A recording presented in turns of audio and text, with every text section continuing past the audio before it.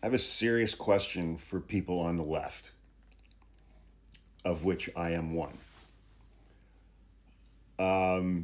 In 1998, I think 98, 96, somewhere in that range, mid 90s, in Australia, they had an area called Port Arthur. They had a mass shooting, resulted in like 35 people killed. The shooter used what we would typically refer to as an AR type of semi automatic rifle with high capacity magazines, yada, yada, yada. You know, we know the drill on that. And then Australia responded to that by enacting some very, very serious gun control legislation and banning specific types of guns and totally restructuring who is allowed to own guns, and the process by which you have to go through to be able to own guns. But as far as like long guns go, they pretty much limited ownership to like bolt action rifles and shotguns.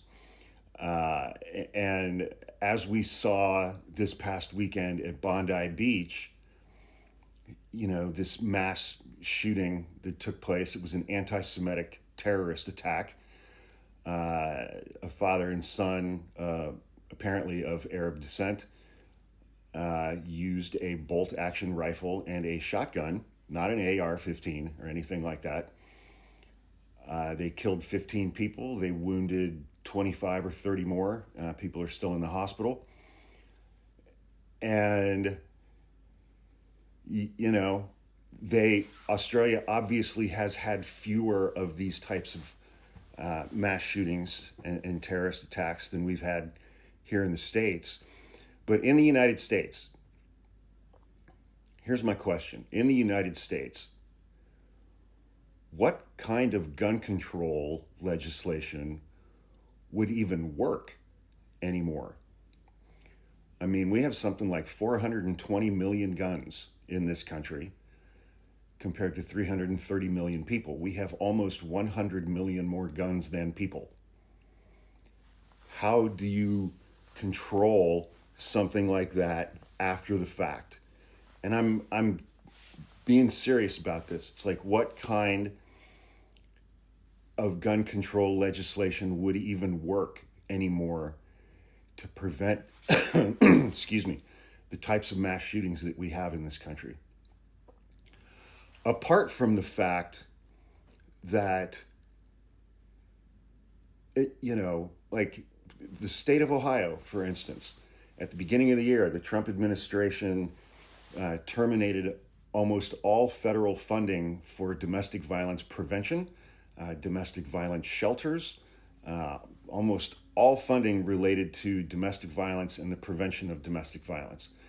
Domestic violence murders in the state of Ohio are up 38% this year.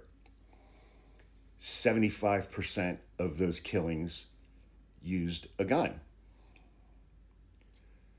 Not all of those killings involved AR 15s or similar weapons, handguns, rifles, shotguns.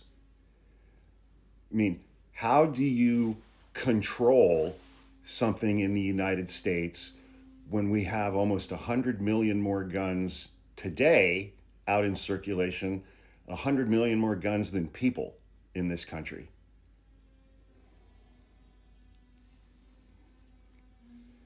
It just,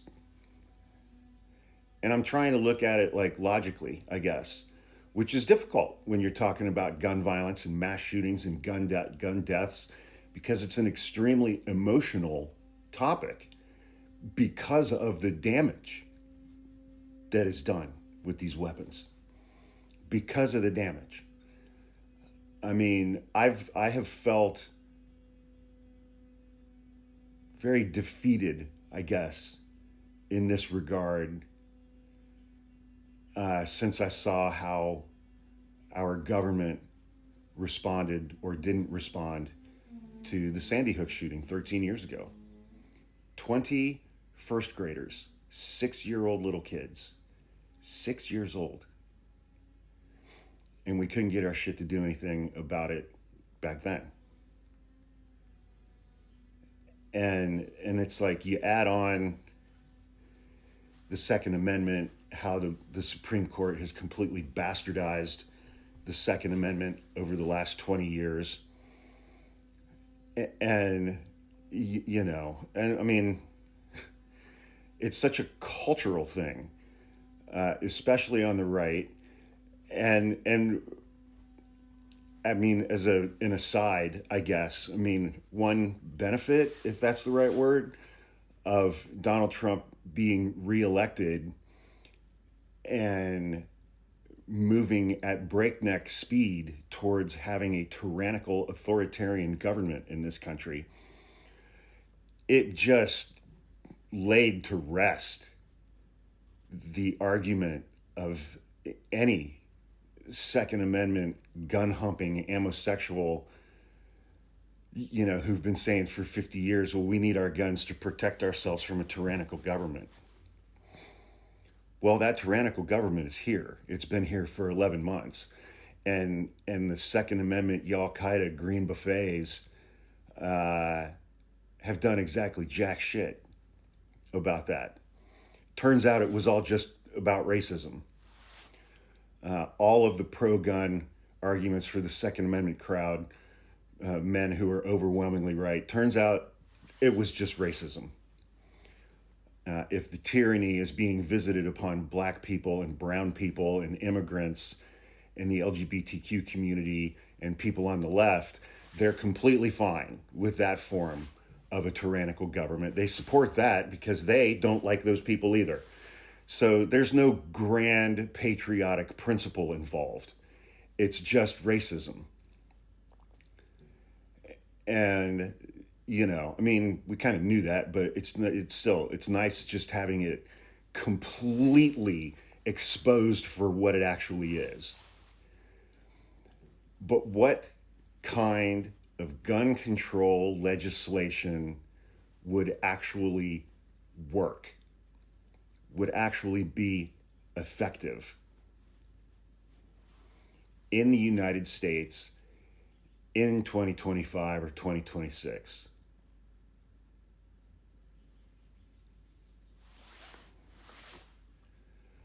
I mean, I'll give you an example. I mean, there's the differences in states.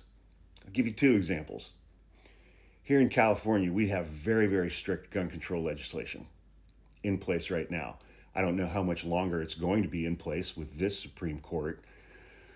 But, we have all kinds of limitations on assault style rifles, high capacity magazines, all of those things. Almost none of those restrictions exist across the border in Nevada. And every year there's a huge, probably more than one, huge gun show in Reno, Nevada. And people who can't get the shit that they want in California, they just drive over to Reno, pick it up at the gun show, and bring it back to California. And that's a gamble because ATF agents hang out in the parking lot of that gun show and they look for cars with California plates. And then when they go back in California, they look for a reason, they pull them over, search their cars, and usually find the stuff. But take Chicago, very close to Indiana. Indiana has almost no gun laws whatsoever. Illinois has very strict gun laws, as does Chicago as a city. Well, people who live in and around Chicago, who can't get what they want in Illinois, they just hop on over to Indiana and buy whatever they want and bring it back over across the border. And, but I'm really interested to hear what people think about, like, what kind of legislation could be put in place that would actually be effective in stopping mass shootings. Because the legislation that Australia has in place didn't stop what happened this past weekend at Bondi Beach. It just didn't. It didn't. By all appearances, these guys own their weapons legally. So what would work?